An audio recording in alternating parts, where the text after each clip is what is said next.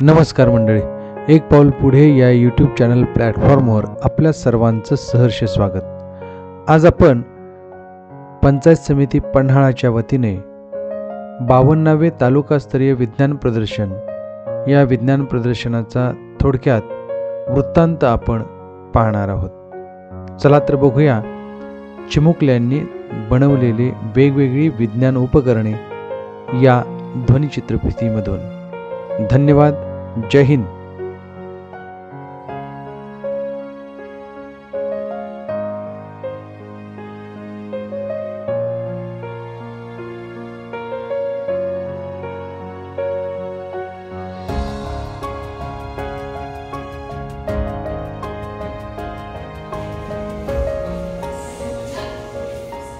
थोडं माहिती कोण सांगणार आहे का?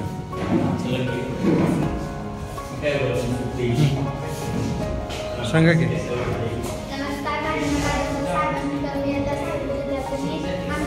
तयार केला आहे। याचे नाव आहे आर्द्रता मापनाद्वारे पाण्याची मोटार आपोआप बंद करण्याची प्रणाली। याचे विस्तृत स्पष्टीकरण असे आहे की हा प्रकल्प मोटार पाण्याचे मोटार आर्द्रता मापनाद्वारे मोटारची प्रणाली तंत्रज्ञानावर आधारित आहे। या प्रणालीचा मुख्य उद्देश असा आहे की शेतात पाणी पुरवठा करण्यासाठी मोटार स्वयंचलितपणे बंद करणे आणि पाणी आणि वीज यांची आवश्यक तेवढाच वापर करणे, आवश्यकता प्रमाणात वापर करणे। हे आपण चालू करून पाहू।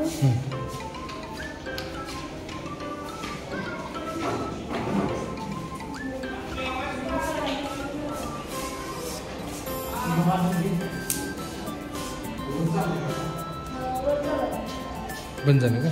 इथं हे पाणी पडलं बगीच्यावर, हे पाणी पडलं त्यामुळे हे बंद झालं।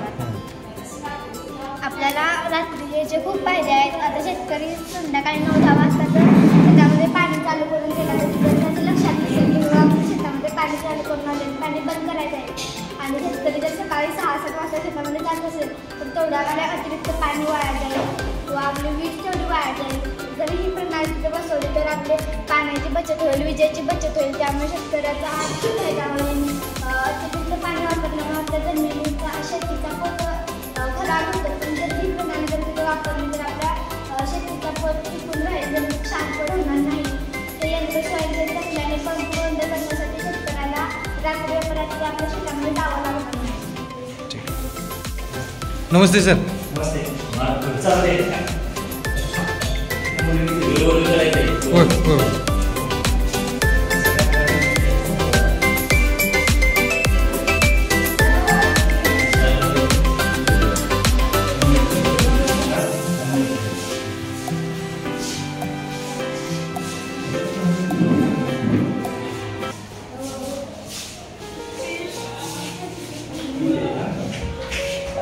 हायड्रोपोनिक शेती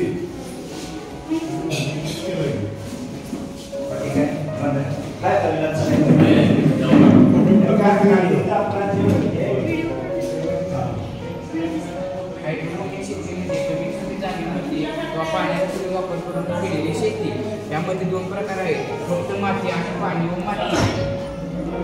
शहरात लोकांना फ्रेश आणि ऑर्गॅनिक व्हेजिटेबल हवे असतात आहे।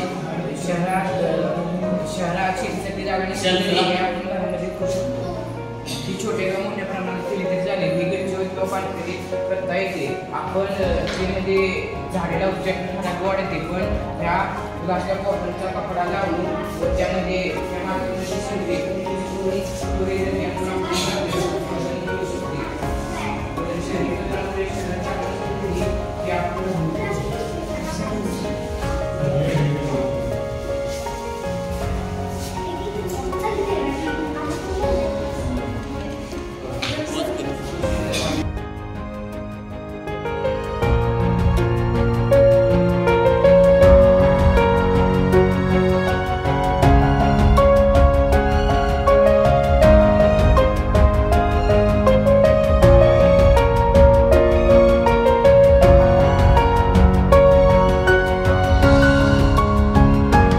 पन्हाळा पंचायत समिती शिक्षण विभाग यांच्यातर्फे 52वे तालुकास्तरीय विज्ञान प्रदर्शन आसुर्ले पोर्ले येथील आनंदीबाई बळवंतराव सरनोबत हायस्कूल व बळवंतराव नारायणराव सरनोबत ज्युनियर कॉलेज येथे संपन्न झाले.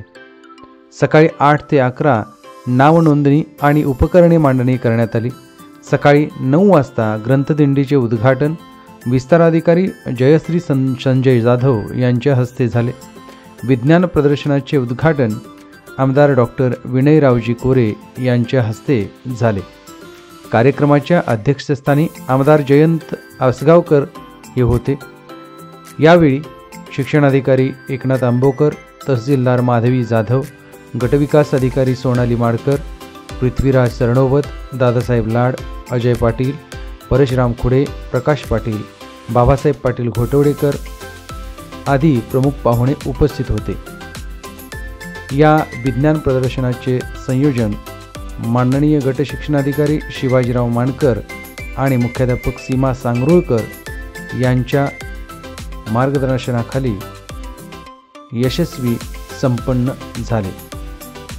धन्यवाद.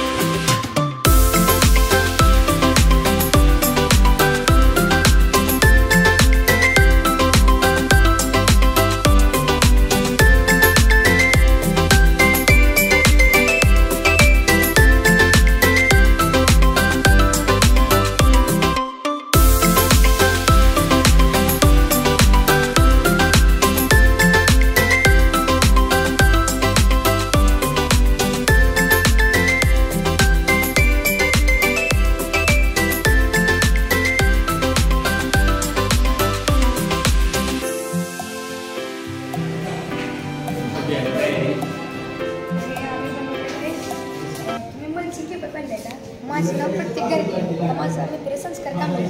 आम्ही नरकेच पन्हाळ पब्लिक स्कूल कडून आले आहे. मी मनसी पेपर काढला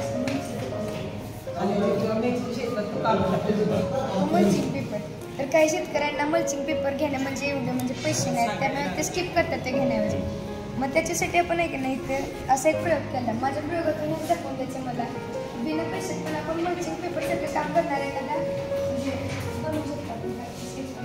मग त्याच्यासाठी मी ते सगळं पाठवलेलं नाही ते फार आणि हे मायक्रोवेव्ह सोल्युशन म्हणजे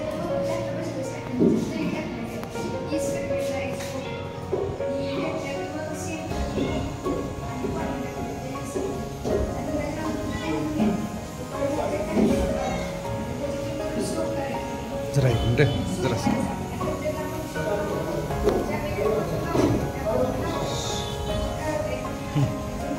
जरा मोठ्या आवाज सांगशील. अर्ध्या माहितीच फक्त सांग. ह्या एक फीचरसाठी म्हणजे काय तर हा ऑब्जेक्ट स्कॅन आहे. मुंबई शहरात तुम्ही बघताय की गाड्यांचे प्रदूषण धूर वगैरे बघताय. धुरांपासून आपण वेळ आजारू शकतात. तर हे ऑब्जेक्ट स्कॅन काय करतात तर गाड्यांना धूर ते शोषून घेत राहतात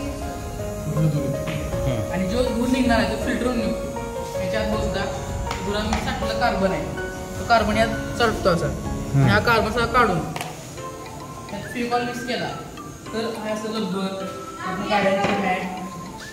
गाड्यांची मॅट तयार होते. तुम्ही गाड्यांना वापरू शकता. पण दुसरं जागा आहेत पाण्याच्या वगैरे तर वापरू शकता. फायदा काय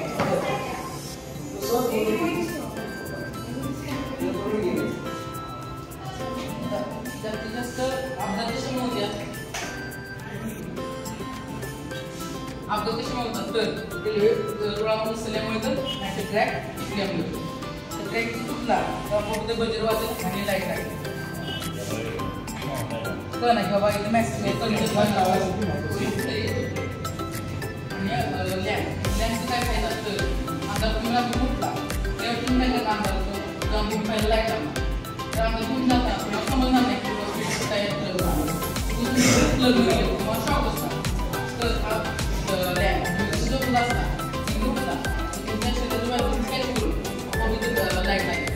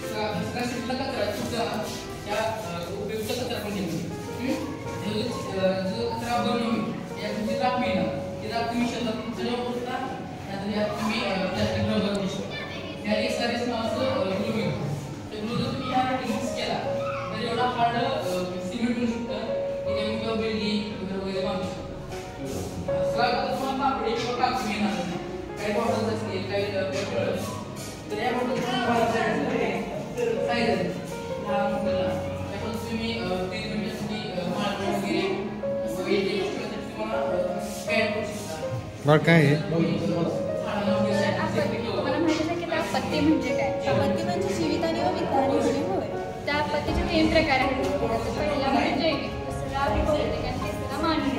आपला जो हा प्रयोग आहे तो मानवनिर्मित आपत्ती आहे. तर मानवनिर्मित आपत्ती कोण बोलतात तर युद्ध, बॉम्बस्फोट हल्ले, क्षेपणास्त्र हल्ले. तर हा काय करतो क्षेपणास्त्र आले त्या डिटेक्ट करून डिस्ट्रॉय करतो.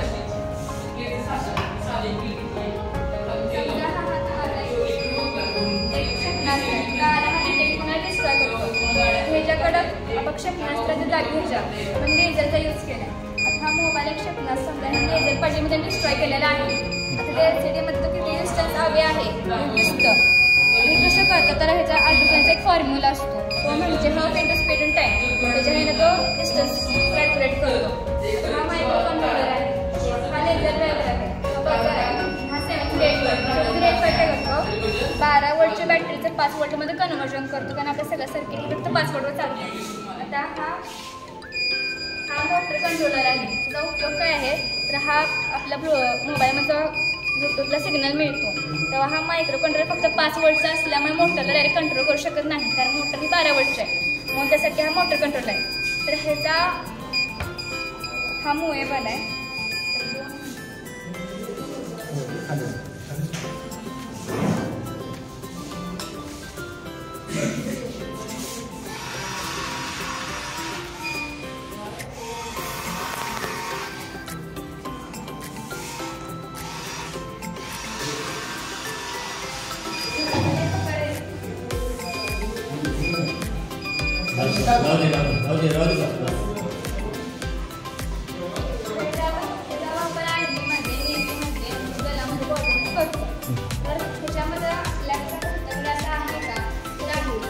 त्यांच्याकडे आकाश नावाचं असं ते क्षेपणास्त्र आहे, पण ते एकाच प्लॅटफॉर्मवर आहे आणि एकाच ट्रेनमध्ये आहे. त्यामुळे त्याला चालवण्यासाठी किंवा एका जागेवरून दुसऱ्या जागी नेण्यासाठी मनुष्यबळाचा वापर करावा लागतो. आणि आम्ही बनवलेल्या क्षेपणास्त्र संरक्षण करण्यामध्ये मनुष्यनिर्मित पूर्णपणे बनवलेला आहे. याचा मुख्य उद्देश काय? तर भारताची सुरक्षा. आपल्या भारताला कधी सुरक्षा ठेवली जाते? क्षेपणास्त्राचा तर म्हणजे ड्रोनवरचा हल्ले होतात. त्या ड्रोनला सुद्धा आपण स्ट्राईक होतो. आता म्हणजे आपलं मुख्य काय भारताची सुरक्षा. भारत हा एक विकसनशील देश आहे. भारताने आज वैज्ञानिक क्षेत्रामध्ये खूप चांगली प्रगती केली आहे. भारत आज चंद्रावर पोहोचला आहे. अमेरिका, चीन यांच्या बरोबरीने संशोधन करत आहे. एखाद्या देशानं स्वयंपूर्ण असणं हे किती महत्त्वाचं असतं याचं महत्त्व आपण सर्व जाणतोच.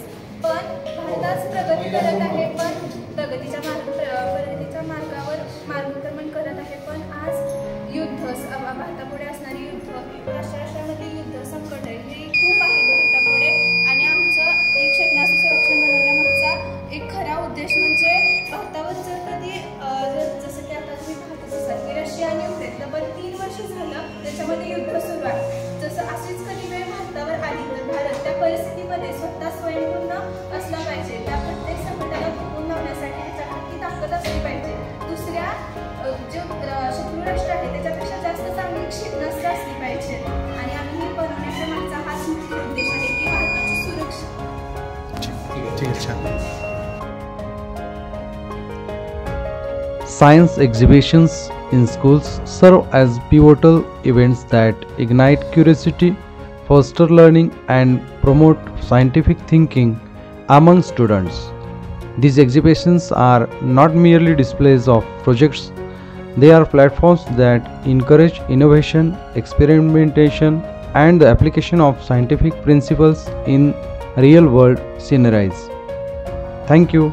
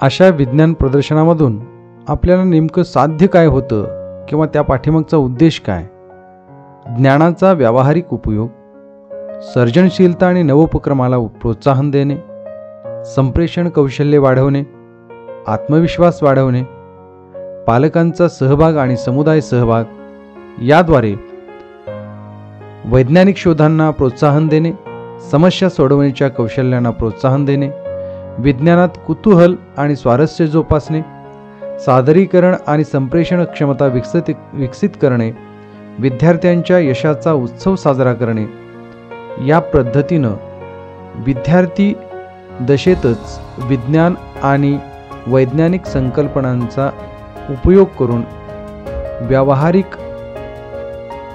सुलभरित्या चालणारी साधनं तयार करणं, बालवैज्ञानिकामधूनच वैज्ञानिक दृष्टिकोन दृढ करणं आणि विज्ञान तंत्रज्ञान या संकल्पनावर आधारित साहित्याची निर्मिती करणं. पन्हाळ तालुक्यातील दुर्गम वाडीवस्तीच्या शाळांमधून तब्बल 150च्या आसपास वैज्ञानिक साधनं उपकरणं या विज्ञान प्रदर्शनामधून मांडण्यात आली होती. धन्यवाद. जय हिंद.